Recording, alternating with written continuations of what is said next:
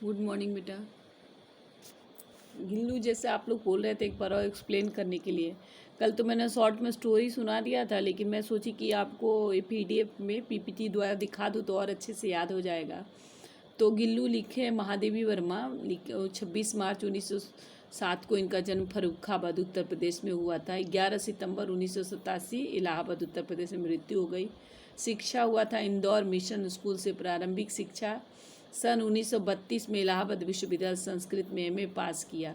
कार्य क्षेत्र उपन्यासकार, कवित्री थी, लघु कथा लेखिका। इनकी प्रमुख कृतियां हैं सम्मान और सम्मान है, कविता सननिहार, रश्मि, नीरजा, सांदिगी, दीपशिका, सप्तपर्णा, प्रथम आयाम, अग्नि रेखा, ये सब है। रेखा चित्र, अतीत के चलचित्र, स्मृति की रेखाएं, संस्मरण है, पथ के साथी, मेरा परिवार, संस्मरण, निबंध संग्रह, श्रृंखला की कड़ियाँ, विवेचनात्मक गद्य, साहित्यकार की आस्था तथा अन्य निबंध। 1956 में इनको पद्म भूषण, 1982 में ज्ञानपीठ पुरस्कार और 1988 में पद्म विभूषण से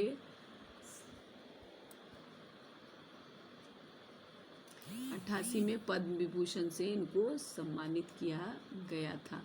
और संस्मरण स्मृति के आधार पर किसी विषय पर अथवा किसी व्यक्ति पर लिखित आलेख। संस्मरण माने यादों के सहारे याद करते हुए कोई व्यक्ति, कोई लिखित जो आलेख संस्मरण होता है उस संस्मरण कहते हैं। संस्मरण को साहित्यिक निबंध की एक प्रवृत्ति भी माना जाता है, मैं साहित्य के रूप में इसको माना जाता है। संस्मरण में लेखक कुछ स्वयं देखता है और अनुभव मैंने अपने भी देखता है, कुछ एक्सपीरियंस का चित्रण करता है। लेखक स्वयं की अनुभूतियों, संवेदनाओं को संस्मरण में अंतर्निहित करते हैं। इसके संस्मरण के 5 चरण हैं, 5 अलग अलग हैं। पहला है गिल्लू लेखिका से प्रथम मुलाकात। दूसरा चरण है गिल्लू और लेखिका के बीच संबंध, कैसी घनिष्ठ संबंध थे। तीसरा चरण है गिल्लू के जीवन में प्रथम बसंत, पहला बसंत आता है। चौथा है गिल्लू के प्राणियों में अपवाद रूप मन एक्सेप्शनल था। पांचवा है संवेदनशील गिल्लू के जीवन का अंत, माने अंतिम समय उसका आ जाता है। देखिए अब मैं स्टोरी शुरू करती हूँ। मैंने कल बता दिया था फिर भी कि अचानक एक दिन सवेरे कमरे के बरामदे में आकर लेखिका देखती है कि 2 कौवे एक गमले के चारों ओर को छुअल मैंने एक दूसरे को छू के खेल खेल रहे हैं। तो सब लोग मतलब तब तक क्या होता है, इतना शॉर्ट में इसमें है तो थोड़ा सा मैं बता दे रही हूँ कि छुआ छुअल का खेल खेल रहे थे। तब तक वो कौवा के बारे में सोचने लगती है। काक भुसुंडी कौवा को अपना पुरखा मानती है, पुरखे कौवा के रूप में आते हैं। कभी सम्मान की दृष्टि से देखते हैं, कभी अपमान की दृष्टि से देखते हैं। उसके बाद से तब तक देखती है कि गमले के पास एक छोटा सा जीव है, उसको सोचती है कि उठा के ले आए, तो उठाती है तो सब लोग देखते हैं उसको। तो कौवे के चोंच से वो जीव को चोट लगा रहता है। तो कौवे की चोंच का घाव लगने के बाद वह बच नहीं सकता, सब लोग कहते हैं, इसलिए इसको ऐसे ही रहने दिया जाए। परंतु उनका मन नहीं मानता है। उसको धीरे से उठाकर अपने कमरे में लाती हैं, फिर रुई से उनके रक्त को पोंछकर पेंसिलिन का मरहम लगाती हैं, रुई का पतला बत्ती बनाती हैं और दूध भिगोकर जैसे तैसे मुंह में लगाती हैं। और मुंह खुल नहीं सकता है, दोनों तरफ दूध की बूंदें लुढ़क जाती है। बहुत घंटे पर उसका उपचार करने के बाद मुंह में एक बूंद उसके पानी जाता है। तीसरे दिन 3 दिन हो जाता है। 3 दिन के बाद वह बहुत स्वस्थ हो जाता है और उनकी उंगली पकड़कर 2 नन्हे पंजों से पकड़कर, मैंने लेखिका की उंगली को अपने 2 नन्हे पंजों से पकड़कर उसके नीले कांच जैसी आंखें लग रही है, मोतियों जैसी, कांच की मोतियों जैसी आंखें से इधर उधर उंगली पकड़ के देखने लगा था। 3 दिन में इतना अस्वस्थ हो गया था। 3-4 मास, 3-4 महीना हो गया तो उसके शरीर पर झब्बेदार पूँछ, रोएं आ गए थे। चंचल चमकीली आंखें सबको विस्मित कर देती थी। इतना उसके बाद से वह इतना तीसरे दिन कई घंटे के उपचार के बाद, नहीं 3-4 मास तक उसके स्निग्ध रोएं, झब्बेदार पूँछ और चंचल चमकीली आंखें। 3 दिन के बाद 3-4 दिन के 3-4 महीना का हो गया, उस पूँछ हो गया, तो पूँछ में झब्बेदार हेयर हो गए थे, बाल हो गए थे, और उसके शरीर पे रोए निकल आ गए थे, जिसे सबको आश्चर्यचकित कर दिया। तो समझदारी और कार्यकलाप पर मैंने इतना समझदार था, उसके काम करने का ढंग, कार्यकलाप जो इतना अच्छा था कि फूल रखने की सबको आश्चर्य होता था उसका कार्यकलाप देखकर। लेखिका ने क्या किया, फूल रखने का एक डलिया ले आई, उसमें बिछाकर तार से खिड़की पर लटका दिया। वही 2 वर्ष क्यों बोले लेखिका, क्योंकि गिलहरियों की आयु 2 वर्ष होती है। 2 वर्ष तक गिल्लू का गला, जब वो लिखने बैठती थी तब क्या करता था, गिल्लू को मन करता था कि लेखिका का ध्यान अपनी ओर आकर्षित करे, तो इतनी तीव्र इतनी तेज इच्छा होती थी कि एक अच्छा उसने उपाय खोज निकाला। वो क्या करता था, लेखिका के पैर से सिर पर्दे तक चढ़ जाता था। उसी तेजी से मैंने चढ़ता उतरता उसका दौड़ने का क्रम तब तक बना रहता है जब तक लेखिका उससे पकड़ने के लिए नहीं उठती। गिल्लू को पकड़कर कभी लेखिका क्या करती थी, एक लंबे लिफाफे में बंद कर देती थी। अगले 2 पंजे और सिर जो लिफाफे से बाहर होते थे, और सारा लघुगात माने सारा शरीर जो लिफाफे के भीतर बंद रहता था। देखिए यहाँ पिक्चर में आप देख सकते हैं कैसे बंद करके वॉल के सहारे वो खड़ा कर देती थी। सारा शरीर अंदर था और उनका वो सारा शरीर अंदर, खाली हाथ और मुंह बाहर रहता था। उसके बाद भूख उसके ऐसे वो लिफाफे में बंद रहता था, उसको भूख जब लगती थी तो चिक चिक करता था, आवाज़ करता था जैसे उन लेखिका को सूचित कर रहा होगा, और काजू या बिस्किट दे देती थी। उसी स्थिति में लिफाफे में ही रह के अपने पंजों से पकड़ के काजू और बिस्किट वो खाते रहता था।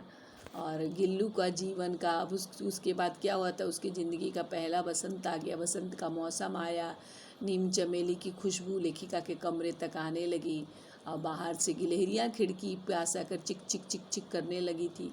तब जो है ना, गिल्लू जाली के पास बैठ के खिड़की, उसको जाने का जगह तो था नहीं, वो तो रूम के अंदर रहता था, जाली के अंदर। जाली के पास बैठकर बाहर झांकते देखकर लेखिका को लगता है कि उसको मुक्त करना, उसको छोड़ देना आवश्यक है, क्योंकि हमारे जीवन में सबको दोस्त चाहिए, कोई अकेला नहीं। जैसे आप लोग अभी घर में हैं तो आप लोग को अच्छा नहीं लगता है ना, क्योंकि आपके फ्रेंड आपके साथ नहीं है। स्कूल जाने में फ्रेंड्स होते थे, बहुत सारी बातें होती थी, तो लेखिका उसको झांकते हुए देखकर लेखिका को लगा कि उसे भी बाहर जाने का अच्छा लगेगा। बाहर तो उन्होंने क्या किया, कील निकाल दिया, जाली का एक कोना खोल दिया।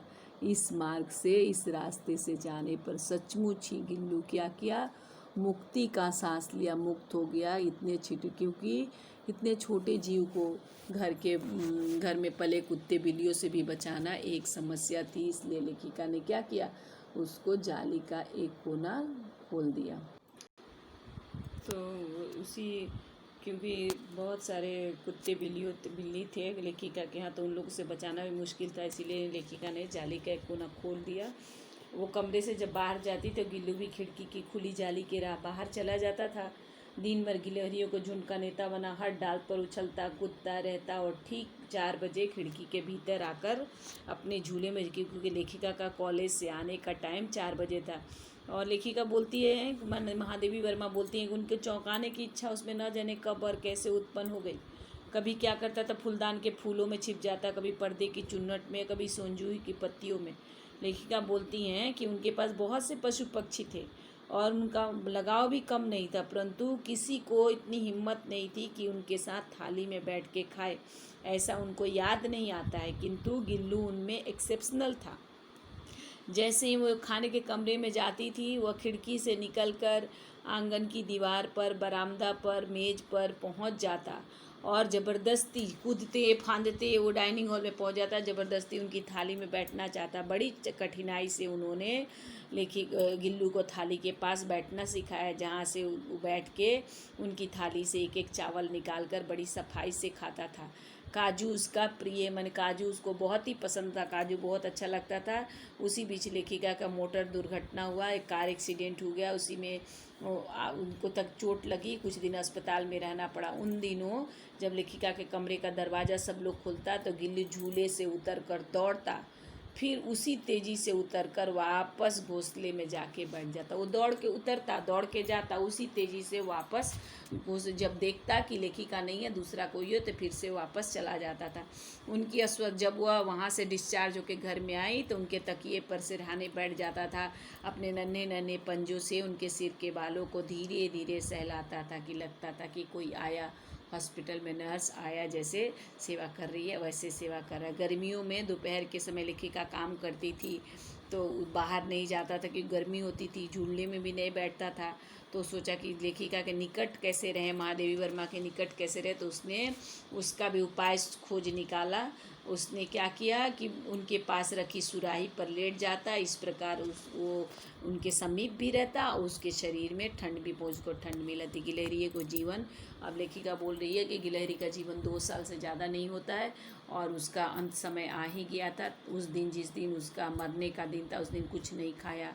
रात के अंत की यात्रा में, मैंने अंत समय में अपने झूले से उतरा, उनके बिस्तर पर आया और ठंडे पंजों से, पंजे ठंडे हो गए थे, उनकी वही उंगली पकड़ कर चिपक गया जो उंगली बचपन में, जब बचपन में आया था 2-3 दिन में थोड़ा ठीक हुआ था, मरने की स्थिति में, उस स्थिति में जो उंगली पकड़ा था वही उंगली आके पकड़ के जो है ना हाथ से चिपक गया था। पंजे उसके इतने ठंडे हो रहे थे कि उन्होंने, लेखिका उठी, उस हीटर जलाई, उसको गर्मी देने का प्रयास किया, परंतु कितना भी गर्मी दी, हीटर जलाई, परंतु सुबह होते ही वह किसी और जीवन में, फिर से नया जीवन में जाने के लिए, नया जन्म लेने के लिए वह सो गया। लेखिका ने जब मर गया उसका झूला उतार के रख दिया, खिड़की की जाली बंद कर दी, लेकिन गिलहरियों का नया जनरेशन, नई पीढ़ी उस पार चिक चिक करती रहती है और सोनजूही पर बसंत का ऋतु आता ही रहता है। इसलिए लेके सोनजूही की लता गिल्लू को बहुत प्रिय थी, इसलिए लेखिका ने सोनजूही की लता के नीचे गिल्लू की समाधि दे दी, इसलिए कि वो लता उसको बहुत अच्छी प्रिय थी और लेखिका को उम्मीद था कि एक दिन वह सोनजूही के फूल बनकर खिलेगा और लेखिका को चौंका देगा। इस प्रकार ये कहानी ख़त्म हो गई बेटा। अगर आप लोगों को क्वेश्चन सभी चाहिए तो मैं दे दूँगी। धन्यवाद बेटे। घर में रहिए, सुरक्षित रहिए, स्वस्थ रहिए और पढ़ाई कीजिए।